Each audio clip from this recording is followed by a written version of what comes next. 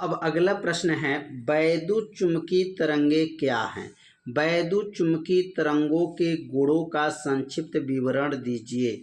वैद्युत चुम्बकीय तरंग के चुम्बकीय क्षेत्र के दोलन का समीकरण।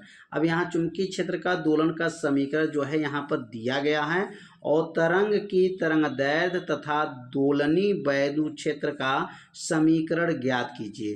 तरंग के संचरण के दिशा का उल्लेख कीजिए। इसमें कई प्रश्न पूछा गया है, तो एक एक प्रश्न को जो है आपको बताया जाएगा। सबसे पहले हम लोग सीखेंगे वैद्युत चुम्बकीय तरंगे किसे कहते हैं। तो यहाँ पर हेडिंग नोट करेंगे कि वैद्युत चुम्बकीय तरंगे। वैद्युत चुम्बकीय तरंगे किसे कहा जाता है, इसकी परिभाषा यहाँ पर पूछा गया है। तो वैद्युत चुम्बकीय तरंगे। अब वैद्युत चुम्बकीय तरंगे की परिभाषा बहुत ही आसान है। क्या लिखेंगे? वे तरंगे जिनके संचरण के लिए, क्या लिखा जाएगा? वे तरंगे जिनके संचरण के लिए किसी माध्यम की आवश्यकता नहीं पड़ती है। तो यहाँ परिभाषा लिख लेंगे, वे तरंगे जिनके संचरण के लिए, जिनके संचरण मतलब चलने के लिए, वे तरंगे जिनके संचरण के लिए किसी माध्यम, संचरण के लिए किसी माध्यम की आवश्यकता नहीं होती, किसी माध्यम की आवश्यकता नहीं होती है, माध्यम की आवश्यकता नहीं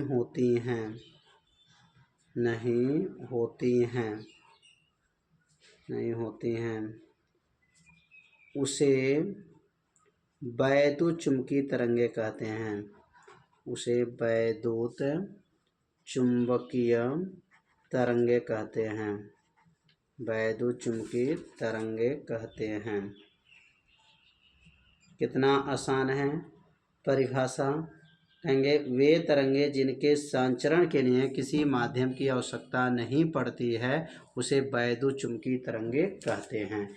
अब इसमें पूछा गया वैद्युत चुम्बकीय तरंगे के जो है गुणों का जो है संक्षिप्त विवरण दीजिए। अब यहाँ लिखेंगे वैद्युत चुम्बकीय तरंग का गुण। यहाँ लिख लेंगे वैद्युत चुम्बकीय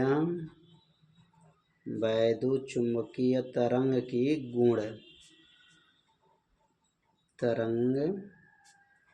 की गुण या विशेषता पूछा जाए तो गुण भी पूछे तो वही लिखेंगे, अब विशेषता भी पूछा जाएगा तो वही हुआ। तो वैद्युत चुम्बकीय तरंग के गुण क्या हैं? तो पहला जो गुण है, वैद्युत चुम्बकीय तरंगे जिनके संचरण के लिए किसी माध्यम की आवश्यकता नहीं पड़ती है, लिखेंगे इन तरंगों के लिए। पहला क्या गुण है? तो लिखेंगे इन तरंगों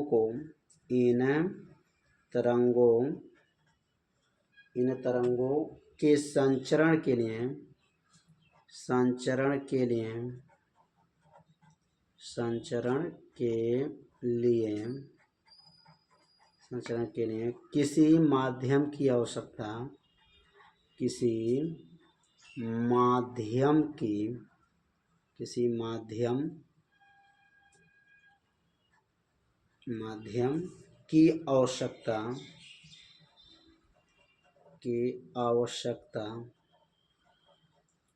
आवश्यकता नहीं पड़ती है।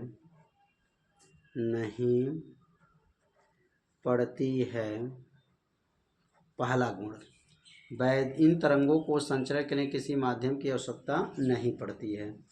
दूसरा इसका जो गुण है वैद्युत चुम्बकीय तरंग का, यह तरंगे निर्वात या हवा में चल सकती हैं। लिखेंगे यह तरंगे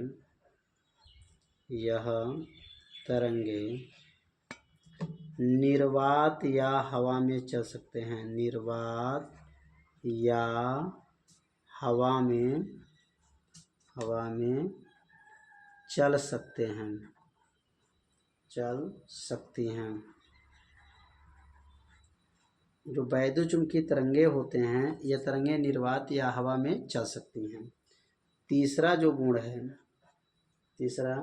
यह तरंगे प्रकाश के जो है परावर्तन अपवर्तन के गुण पाए जाते हैं। इन तरंगों में जो है प्रकाश के परावर्तन अपवर्तन के गुण पाए जाते हैं। और यह तरंगे जो होते हैं, यह तरंगे अनुप्रस्थ तरंगे होते हैं। यह तरंगे कौन सा तरंगे होते हैं? अनुप्रस्थ तरंगे होते हैं। अनुप्रस्थ तरंगे होते हैं।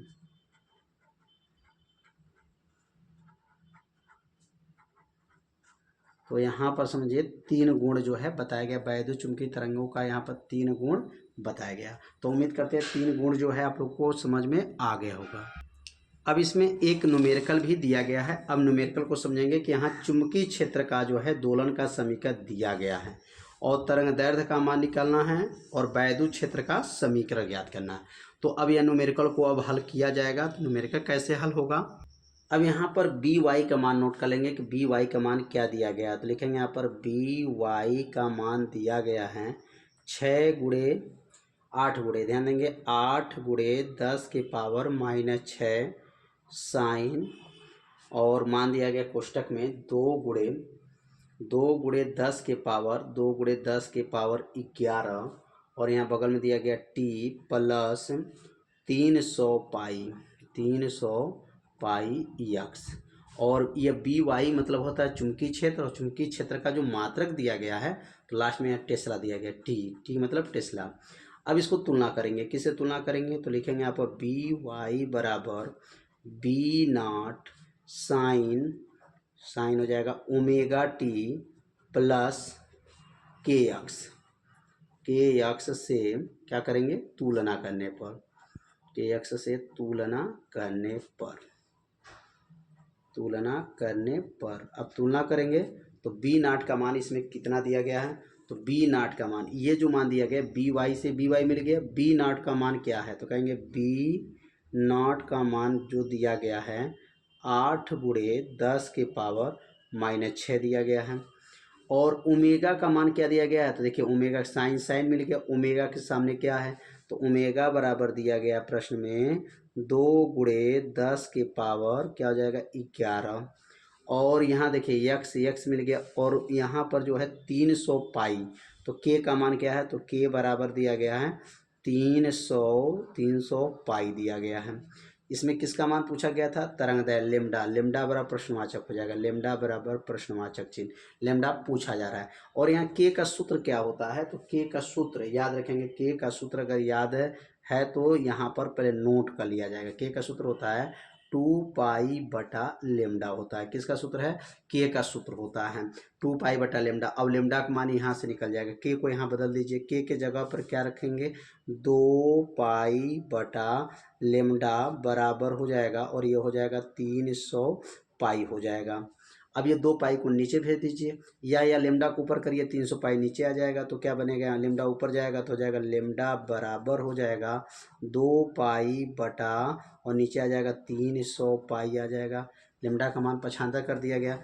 अब यहाँ पर जो है क्या कट जाएगा, पाई से पाई कट जाएगा, पाई से पाई खत्म, और 2 से जो है 300 कट जाएगा, तो लेमडा बराबर क्या बनेगा 1/150 हो जाएगा, 1/150 मीटर हो जाएगा, क्योंकि लेमडा का मात्रा क्या है मीटर।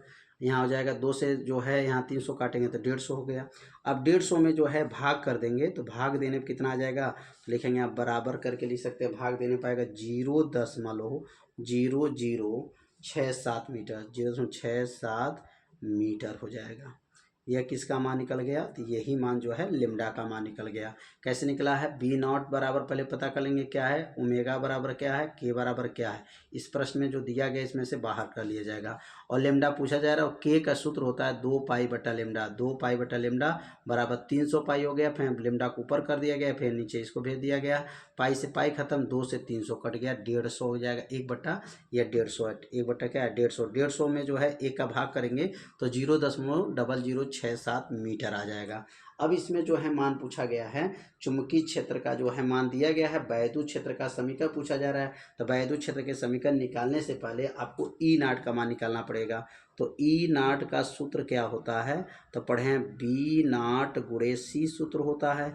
अब यहाँ लिखेंगे ई नॉट बराबर हो जाएगा, और बी नॉट का मान कितना दिया गया है, तो बी नॉट का मान देख सकते हैं 8 गुणे 10 के पावर -6 दिया गया है, तो लिखेंगे 8 गुणे 10 के पावर -6 हो गया, और सी का मान होता है 3 गुणे 10 के पावर 8 होता है।